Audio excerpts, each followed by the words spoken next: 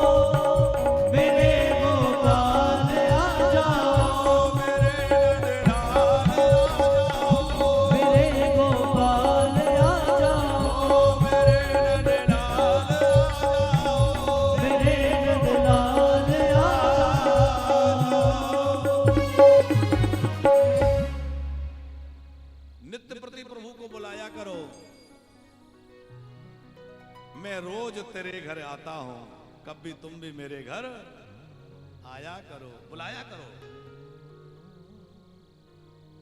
बड़ी प्यारी ये कथा है। मल्होत्रा जी गिरिराज जी में विराजते हैं श्रीनाथ जी, और श्रीनाथ जी को एक गोपी बुलाया करती थी। वो गोपी जब भी वहां से निकलती, ये बात लगभग 450-500 वर्ष पुरानी घटना है, सत्य कथा है। वो गोपी वहां से श्रीनाथ जी के यहां से निकलती तो श्रीनाथ जी के पास जाके कहती, हे ठाकुर जी, आप सबके घरों में माखन चुराते हैं, तो कभी हमारे घर भी आया करो, कभी हमारे घर पधारना। जब भी निकलती तभी बोलती। उन्हीं दिनों ब्रज में श्री कुंभन दास जी विराजते थे, जो भगवान के परम रसिक भक्त हैं, अष्टछाप के कवियों में जिनका नाम है, और जो भगवान के बड़े प्यारे सखा हैं। श्री कुंभन दास जी का प्रभु से जो भाव है वो सखा का भाव है, मित्र भाव। और बड़ी सुंदर लीला ठाकुर जी इनके साथ करते हैं, प्रकट होकर दर्शन देते हैं। कुंभन दास जी को भगवान का खूब प्रत्यक्ष दर्शन होता है इसी कलयुग में। अब कुंभन दास जी के साथ ठाकुर जी लीला करते हैं। एक दिन बोले, सुनो कुंभन, आज हम लोग माखन चुराने चलेंगे। और जैसे ये कहा तो कुंभन दास जी बोले, सरकार चोरी? अरे चोरी हमने तो कभी की नहीं। वो हमने क्या, हमारे पिताजी ने नहीं की, पिताजी के पिताजी ने, हमारे यहाँ कोई चोरी करना जानता ही नहीं। ठाकुर जी बोले, देखो चोरी करने में कोई बहुत ज्यादा बुद्धिमानी की बात नहीं है, बस थोड़ी फुर्ती रखना पड़ता है, थोड़ा फुर्ती रखिएगा, चलिए साथ में। ठाकुर जी कुंभन दास जी को साथ में लेके कहां गए? उसी गोपी के घर में जो नित्य कहती थी, प्रभु मेरे घर पधारिए, प्रभु मेरे घर आइए। अब ठाकुर जी वहां पहुंचे पीछे से घर में प्रवेश किए। गोपी कहीं यहाँ वहां थी। ठाकुर जी प्रवेश कर गए और जाकर के कुंभनदास जी से बोले, भैया मटकी तो बहुत ऊपर है, ये मटकी कैसे उतारी जाए? अरे कुंभना, ऐसा करो तुम घोड़ा बन जाओ और मुझे अपने कंधे पे उठा लो, और कंधे पे मैं तुम्हारे ऊपर खड़ा हो जाऊंगा, मटकी से माखन निकालूंगा, कुछ मैं पाऊंगा कुछ तुम्हें पवाऊंगा, और जब तक मैं पूरा माखन ना खा लूं, पूरा माखन ना निकाल लूं, तब तक तुम जो है ऐसे ही खड़े रहना, हटना मत, हिलना मत। कुंभनदास जी बोले, बिल्कुल जय जय सरकार, आपकी आज्ञा श्रोधारी। अब दोनों कंधों पे पैर रख के ठाकुर जी खड़े हो गए और ठाकुर जी मटकी से थोड़ा थोड़ा माखन निकालने लगे। अब माखन निकालते हैं, प्रेम से ठाकुर जी भोग लगाते हैं। बड़ा प्यारा मधुर, बड़ा स्वादिष्ट माखन है, और थोड़ा सा माखन कुंभनदास जी को भी दे देते हैं। अब ठाकुर जी का भोग लगाया हुआ वह है, उनके अधरामृत से सना हुआ वह है भोग, अरे उसको पाकर के गदगद हो गए कुंभनदास जी के, आनंद का ठिकाना नहीं रहा। 4 अमृत जो है नित्य पिया करो पंकज जी, 4 अमृत रोज पीना है। कौन कौन से? पहला है चरणामृत, दूसरा है अधरामृत। अधरामृत माने भगवान को भोग लगा के, और भगवान को भोग लगाई हुई वस्तु, उसमें भगवान का अधरामृत मिल गया। तो एक चरणामृत, एक अधरामृत, एक नामामृत, भगवान का नाम जपिए, नाम का अमृत पीजिए, और चौथा है कथामृत। ये 4 अमृत नित्य पिया करो साहब, भगवान को भोग लगा के उनके अधरामृत का आनंद लिया करो। तो कुंभनदास जी तो आनंद विभोर हो रहे हैं। ठाकुर जी के द्वारा थोड़ा माखन उनको दे दिया जाता है, थोड़ा माखन कभी गिर जाता है, कभी उनके कंधे पे गिर जाता है, कभी मुख पे गिर जाता है। कुंभनदास जी आनंद में झूम रहे हैं। उसी समय ऐसी लीला भई कि ठाकुर जी की पीतांबरी ढीली हो गई और पीतांबरी खसकने लग गई। अब पीतांबरी ठाकुर जी की जैसे ही खसकने लग गई, ठाकुर जी ने कहा, कुंभन, अरे कुंभना, जल्दी ये पीतांबरी ठीक करो, ये खसकी जा रही है मेरे दोनों हाथ मटकी में। कुंभनदास जी बोले, सरकार आपने आज्ञा दी थी कि जब तक ये माखन ना निकाल लिया जाए तब तक तो हिलना नहीं, हटना नहीं। बोले, हाँ वो तो मैंने कहा था,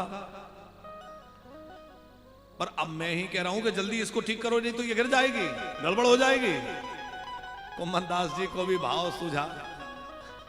बोले, सरकार पहले जो आज्ञा मिली थी उसको पहले पूरा करूंगा, बाद में जो आज्ञा मिली उसको बाद में पूरा करूंगा। तो पहले तो यही आज्ञा थी कि चुपचाप खड़े रहना, मैं कुछ नहीं करने वाला। अब ठाकुर जी ने देखा कि तो खसक जाएगी, तो ठाकुर जी ने तुरंत जो है 2 हाथ और प्रकट कर लिए और भगवान चतुर्भुज बन गए। अब 2 हाथ से तो मटकी से माखन निकाल रहे हैं और 2 हाथ पीतांबरी संभाल रहे हैं। और कुंभनदास जी ने भगवान का वह चतुर्भुज रूप देखा, इतने आनंद विभोर हो गए, वाह मेरे नाथ, आज आपका ये विलक्षण रूप देखा। और उस रूप के सुंदरता को देखते देखते कुंभनदास जी इतने भाव में डूबे कि कुंभनदास जी को मूर्छा आ गई, मूर्छित होकर गिर गए। और मूर्छित होकर के जैसे ही गिरे तो अब बताओ, जिसके कंधे पे खड़े थे वो नीचे गिरेंगे तो क्या होगा? ठाकुर जी मटकी से लटके रह गए। अब ठाकुर जी ऊपर लटके, कुंभनदास जी नीचे गिर रहे। कुंभना ये क्या किया? अरे कुंभन ये क्या किया? कुंभनदास जी तो अचेत हो गए प्रेम में। अब क्या हुआ कि जैसे गोपी को लगा कि अंदर कुछ खटपट हो रही है, कोई अंदर है, ऐसा सोचकर गोपी आई और गोपी को आता हुआ देखकर ठाकुर जी तो छलांग लगा के कूद के भाग गए। कुंभनदास जी अचेत पड़े थे। गोपी ने अरे ये बाबा, अरे ये तो वो मंदिर में मिलता है वही बाबा है, अरे चोरी करते हो? कुंभनदास जी को थोड़ा चेत आया, पर उनकी आंखों से अविरल अश्रु प्रवाह हो रहा था। क्या कहें उस गोपी से कि मैं क्या चोरी करने आया था और किसके साथ चोरी करने आया था, वो तो निहाल हो रहे हैं, मैं क्या कहूं। फिर बस इतना ही कहे कि देखो जिसको तुम नित्य बुलाती थी वही आया था। उस गोपी के चरणों में गिर गए पंकज जी। कुंभनदास जी उस गोपी से कह रहे हैं, धन्य है हरि, गोपी तू धन्य है कि तेरे प्रेम आग्रह के कारण जगत पिता जगदीश्वर तेरे घर माखन चुराने आया था, और देख तेरी मटकी से माखन निकल रहा है, वो तेरे माखन को खा गया। और तेरे कारण मुझे प्रभु के चतुर्भुज रूप का दर्शन हुआ है। वैसे तो नित्य दर्शन होता था, पर आज प्रभु की विलक्षण झांकी का दर्शन मैंने किया है। पर अद्भुत पद गाया है कुम्मन दास जी ने, और कुम्मन दास जी ने अपने एक बेटे का नाम चतुर्भुज दास ही रखा, वही चतुर्भुज रूप देख करके, और फिर नाम रखा चतुर्भुज दास। तो ठाकुर जी तो भैया प्रेम के बुलाने से आते हैं, और जो प्रेम से बुलाता है उसके घर तो ठाकुर जी अवश्य पहुंचते हैं। इसलिए आप भी प्रेम से बुलाया करो। विदुरानी बड़े प्रेम से बुलाते हैं कि सबसे ऊंची प्रेमो सगाई, सबसे ऊंचे प्रेम सगाई, सबसे ऊंची प्रेम सगाई। प्रेम के बसो अर्जुन रथा क्यों, प्रेम के बस अर्जुन रचा क्यों, भूल गए ठाकुराए, भूल गए ठकुराई। सबसे ऊंचे प्रेम सगाई, सबसे ऊंची प्रेम सगाई।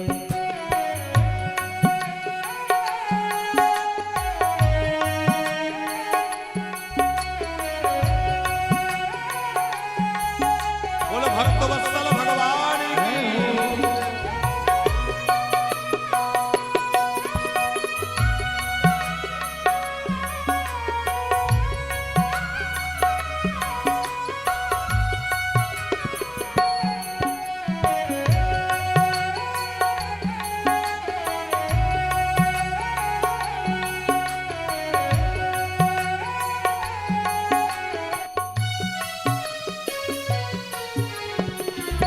प्रेम के बसो अर्जुन रथ हाक्यो, प्रेम के बस अर्जुन रथ हाक्यो, प्रेम के बस अर्जुन रथ हाक्यो, प्रेम के बस अर्जुन रथ हाक्यो।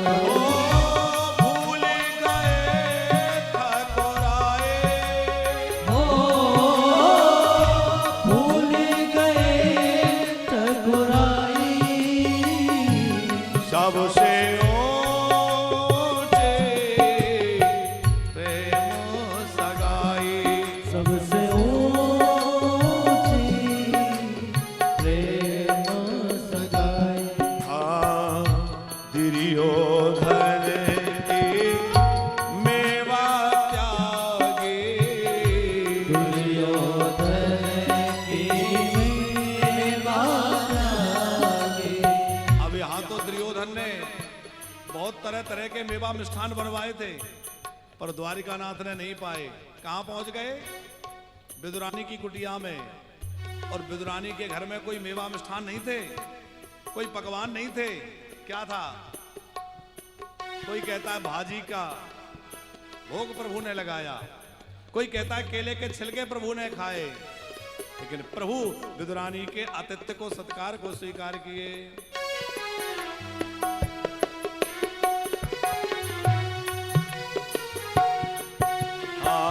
दुर्योधन की मेवा त्यागे, दुर्योधन की मेवा त्यागे। ओ प्रेम विवशो उराए, हो साक विदो